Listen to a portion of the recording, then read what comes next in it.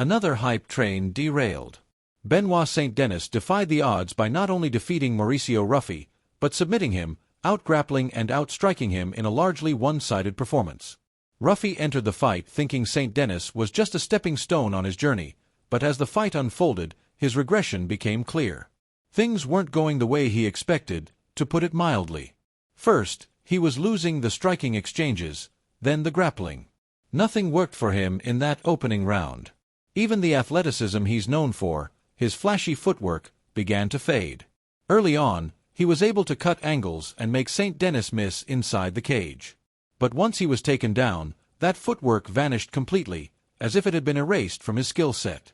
He looked like a different fighter, more desperate, winging wild, telegraphed punches without setups.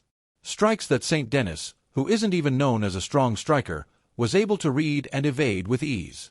Against a fast, tricky fighter like Ruffy, that should have been unthinkable.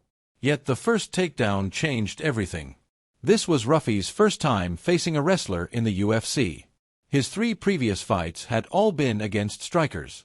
Once he was grounded, his demeanor and style collapsed, with his loss of footwork being the most glaring issue. That made it easy for St. Denis to pressure him, trap him against the fence, and secure more takedowns. Ruffy's inability to maintain angles gave St. Denis the perfect setup: drive him to the cage, shoot the legs, rise to the bodylock, and trip him to the mat. At one point, Ruffy even cheated to get back up, something the commentators missed. But the finishing sequence told the real story.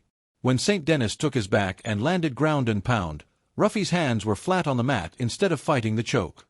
Even when the arm slipped under his chin and St. Denis locked it in, Ruffy barely reacted. He reached once, then dropped his hands again, showing no urgency to escape, not even an attempt to buck, roll, or throw strikes. He simply accepted defeat, just a round and a half into the fight. That's how badly St. Denis broke him. Even in the final choke attempt, Ruffy only grabbed one of St. Denis' hands with one of his own, showing little effort to truly defend. The fundamentals weren't there. When his flashy techniques failed, he became sloppy and desperate, swinging for a knockout with wild, predictable punches.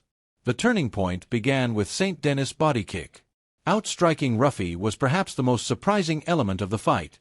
Nobody expected it. Outgrappling him, sure.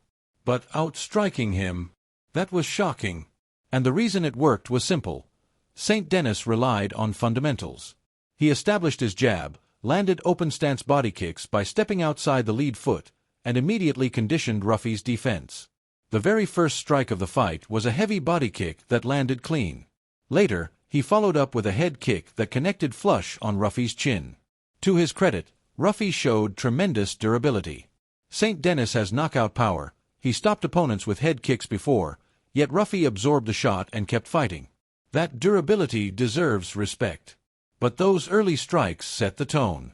After eating a body kick, then a head kick, Ruffy also had to worry about takedowns, as St. Denis mixed in feints to keep him guessing. The pressure was relentless, and Ruffy never found a way back.